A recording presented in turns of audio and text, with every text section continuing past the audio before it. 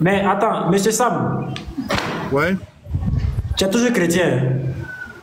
Oui, je suis chrétien, je suis chrétien. Tu es sûr qu'avec cette foi, tu peux rentrer au paradis? Oui, mais la clé du paradis, c'est Jésus qui a la clé du paradis.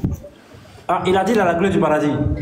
Oui, parce que dans l'Apocalypse, il le dit, il dit, je tiens les clés de la mort et du séjour des morts. C'est ça qui est paradis là? Oui, c'est le paradis. Parce que où on qui sur la terre là, l'autre côté là, les clés du séjour des morts et de la mort. Ah, donc ça veut dire que c'est lui-même qui place les gens au paradis. C'est ça, non? Hein? Voilà, c'est la clé du paradis, ça. Ah, d'accord, d'accord. Donc c'est Jésus qui place les gens au paradis. Voilà, celui qui fait entrer les gens. Ah, et puis il les place aussi, hein? C'est ça, non? Oui, c'est lui, c'est Jésus-Christ actuellement. Ah, d'accord, d'accord. Mais tu as la Bible, hein, mais toi? c'est lui, il a dit qu'il a les clés. Donc nous, on ne peut pas contester. Je comprends. Mais tu as la Bible, hein, toi, non? Oui, j'ai la Bible. Mais tu voulais me dire quelque chose? Tu peux le Matthieu chapitre 20. Matthieu 20, à partir du verset 19, on lit quelque chose, je vais comprendre quelque chose. D'accord, bon, je vais descendre, je vais venir suivre Aziz Khan là. Non, il faut lire d'abord, lire d'abord. On va commencer de suite là, Aziz. Tu es pressé, hein? Je vais te chauffer. Non, je ne suis pas pressé. Ensuite le et te poser une question, répondu, non? Ça, moi maintenant, je te pose ma question avec un verset. Tu n'as pas dit qu'il a la clé du paradis et c'est lui qui place les gens au paradis. Donc, je te donne mon verset, tu essaies de m'expliquer. Ok, donc Matthieu combien? Matthieu chapitre 20 à partir du verset 19.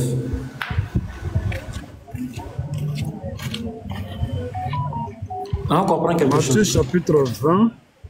Matthieu 20, verset 19 pour descendre. Ok, ok, d'accord. Donc, je lis ça. Ok. Et ils le livreront aux païens pour qu'ils se moquent de lui, le fouettent et le crucifient. Et le troisième jour, il sera ressuscité. Il dit Matthieu 20, verset 19. Matthieu. Oui, oui, c'est dans ça, je suis Matthieu 20, verset 19. Ok, vas-y, lis. Alors, la mère des fils de Zébédée s'approcha de lui. Avec ses fils se prosternant pour lui faire une demande. Il lui dit, que veux-tu donc? Que veux-tu? Ordonne, lui dit-elle que mes deux fils, que voici, soient assis dans ton royaume, l'un à ta droite et l'autre à ta gauche. Oui, d'accord.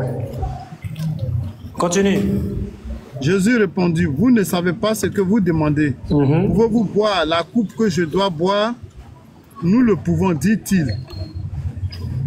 Il leur répondit, s'il est vrai que vous pouvez boire ma coupe, mais ce qui est d'être assis à ma gauche, à ma droite, cela ne dépend pas de moi. Il ne sera donné que à ceux qui mon Père l'a réservé. Ok, merci beaucoup. Je t'ai posé la question tout à l'heure, qui donne les places au paradis? Tu as dit c'est qui? Oui, c'est Jésus-Christ. Maintenant, dans le verset là, la mère des fils de Zébédée là, qu'est-ce qu'elle a demandé à Jésus?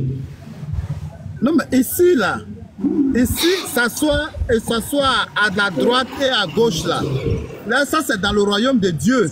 Le royaume de Dieu, c'est pas paradis, hein? C'est pas paradis? Non, c'est pas le paradis, c'est pas le paradis. Le royaume de Dieu dans la Bible n'est pas paradis. Non, le royaume de Dieu là, on est ressuscité, on rentre dans le royaume de Dieu. Le royaume de Dieu là, c'est quoi alors? C'est pas paradis que le royaume de Dieu? Ça, c'est après la résurrection. Attends. Mais le paradis, là, il n'y a pas de problème. Le paradis, c'est le paradis là. C'est le sein d'Abraham, c'est le séjour des morts. C'est-à-dire, quand tu n'es plus sur la terre là, ton âme là, où ça s'en va là, c'est là-bas on appelle le paradis. Maintenant, quand tu seras ressuscité, là, tu vas maintenant dans le royaume de Dieu. Ok. Maintenant, toi, tu es d'accord avec moi. Déjà, ce que tu as dit, c'est pas vrai. Le royaume de Dieu dans la Bible, c'est le paradis. Ça symbolise le paradis. Ça, c'est pas la vérité. Ça, c'est un premier mensonge déjà. Maintenant, de deux. Non, peut-être que c'est le royaume de Dieu là. Quand on dit le royaume de Dieu, chrétien, c'est après la résurrection. Mon frère chrétien, il t'a écouté, non? Écoute-moi aussi à mon tour. D'accord, ok. Que le royaume des cieux, dans la Bible, c'est pas le paradis. Ça, c'est un premier mensonge. Mais on va mettre ça d'abord de côté. D'accord, donc c'est dès qu'on meurt. Attends, c'est dès qu'on meurt. Donne-moi un verset pour me réfuter. Écoute-moi. Non, comme tu dis, j'ai mal là. Donne-moi un verset pour me réfuter. Ok, c'est bon. Tu dis la vérité, c'est bon. Maintenant, voilà, tu n'as pas de verset. D'accord, tu as dit tout à l'heure là que le royaume des cieux, c'est pas le paradis. On met ça d'abord de côté, on met ça de côté même. Maintenant, la question que je te pose là, si ce n'est pas paradis, c'est-à-dire c'est après la mort. Mais ça, déjà, Jésus-Christ n'arrive pas à placer les gens là-bas, et c'est dans le paradis qu'il va les placer les gens. C'est-à-dire que selon ta compréhension, le paradis est beaucoup plus grand que le royaume des cieux, n'est-ce pas? Le paradis, là, quand on dit le paradis, c'est le séjour de l'âme. J'ai compris. Que tu n'es pas avant la résurrection. Avant la résurrection. Le royaume des cieux, là, ça c'est les trônes. Les trônes. D'accord, ça, entre le royaume des cieux et puis le paradis, là, c'est quoi qui est grand? Genre, le plus important, quoi? C'est quoi qui est le plus important? Ce qui est le plus important, c'est le royaume des cieux. Donc, le royaume des cieux est plus important que le paradis. Voilà, le royaume des cieux, ça c'est après la résurrection. Maintenant, le paradis, ça c'est avant la résurrection. La philosophie chrétienne, pas. Donc, non, on vous explique ça bien. Le paradis, là, ça c'est avant la résurrection. On va prendre ça dans Apocalypse. Ok, j'ai compris. Donc, selon Apocalypse toi... 9, Apocalypse 9, verset 6. J'ai compris. C'est un lieu de repos. C'est un lieu de repos pour les enfants de Dieu. J'ai compris. J'ai bien compris ce que tu as train de dire. J'ai bien compris. Donc, selon toi, là, le paradis, là, c'est pas important plus que le royaume des cieux. Mais le royaume des cieux est plus important que le paradis. C'est pas pareil, c'est ça, non? Non, c'est ce que je dis là. Le royaume des cieux, ça, c'est la finalité. La finalité est toujours plus importante que l'intermédiaire. J'ai compris. Le paradis, ça, c'est l'intermédiaire. Ok, j'ai compris. J'ai compris. Dans le verset qu'on a lu, là, pourquoi Jésus dit, en ce qui concerne les places de royaume des cieux, là, pas dans comme tu dis, c'est pas paradis, mais Jésus lui-même dit, en ce qui concerne les places au royaume des cieux, là, personne ne donne, mais c'est le Père seul qui les donne.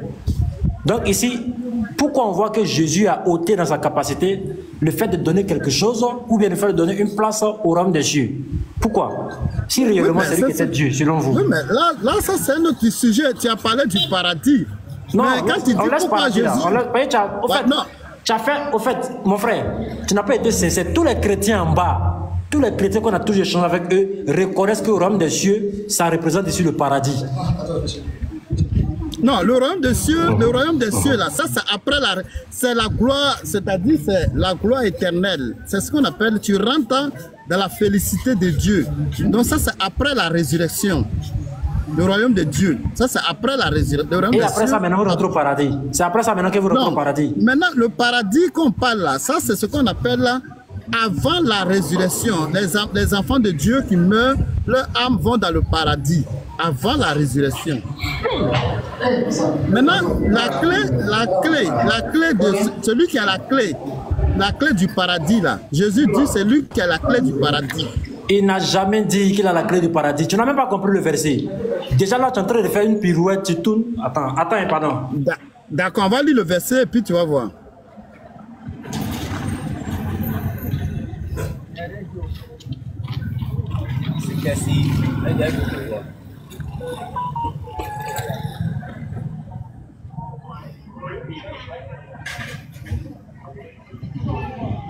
Là, si il commence à me faire signe, là, je vais me muter.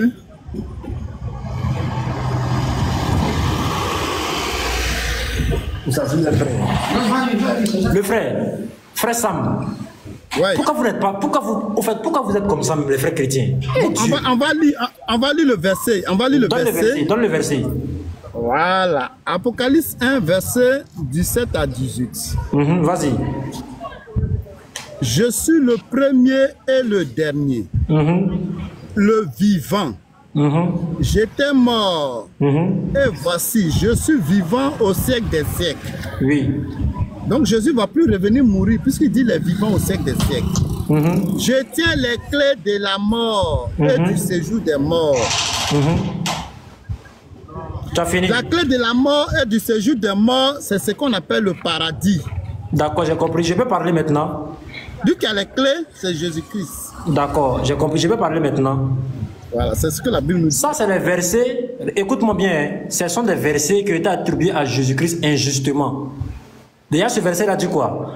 On dit il est le premier et le dernier. Et dans le même passage, on dit quoi? J'étais mort. Vous vous dites qu'il est Dieu. Pourtant, c'est que dans la Bible, Habakkuk chapitre 1, verset 12, Dieu ne peut jamais goûter à la mort. Dieu ne met pas dans la Bible. Ce n'est pas dans le Coran. Hein. Dans la Bible, on dit que Dieu ne met pas. Mais vous vous dites qu'à travers ce verset-là, qu'il est Dieu, parce qu'il a dit je suis le premier et le dernier. Mais en même temps, il dit j'étais mort. Pourtant, Dieu ne me met pas dans la Bible. Tu vois, maintenant, quand on dit ici qu'il a la clé des séjours de mort, qu'est-ce que ça veut dire? Ça veut simplement dire qu'il a vaincu la mort selon l'explication du verset. C'est tout. Selon le verset là, qui a été attribué à Jésus, écoute bien, qui a été attribué injustement à Jésus, c'est pour montrer par là qu'il a vaincu la mort. Raison pour laquelle il dit il tient les clés de la mort, c'est tout. Toi tu tiens. Écoute. Est-ce que quelqu'un qui tient, attends, les clés de la mort et du séjour de mort, c'est pas comme il a vaincu la mort. Attends, il dit il tient toi, les tu as clé de la mort. Tu as clé de la mort puis tu es mort.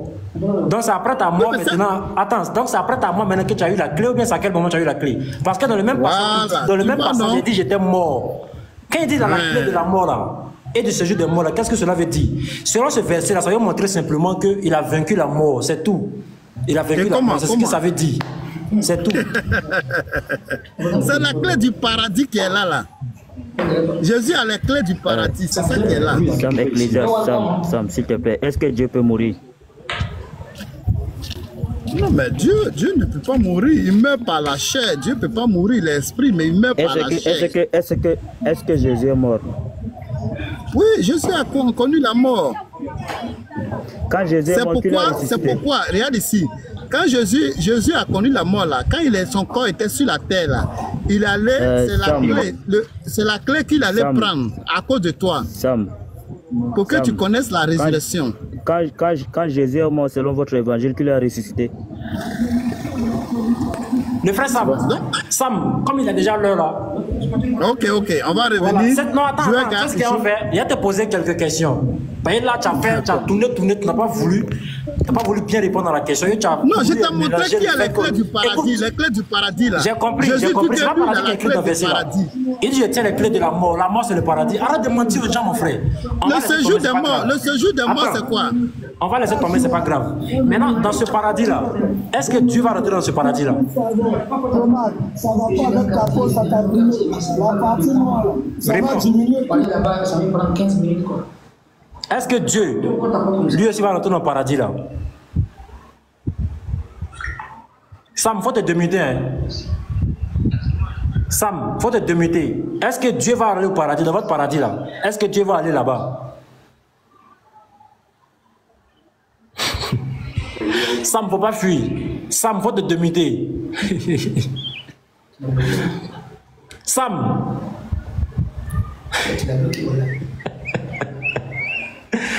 Sam, pardon, faut te démuter.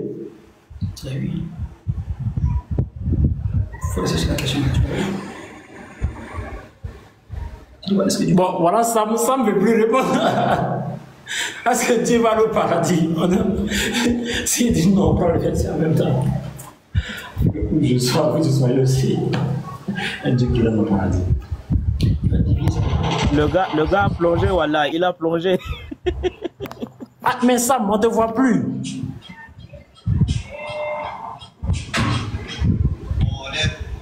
Non, faut pas t'aller, je viens, on est là. Il faut répondre à cette question-là d'abord. Sam, il a fui, c'est fini. Tu allais me dire, si ton Dieu est rentré au paradis, tu allais me dire. On allait te donner un autre verset, et puis on allait l'expliquer, Inch'Allah. Ça, c'est une fuite en avant. Ok, comme tu ne réponds pas, on va essayer de mettre l'oustaz en place. On va mettre l'oustaz en place, Inch'Allah. Il voit que tu as compris la question, en même temps tu as fui. Non, ça. On va le Coran français.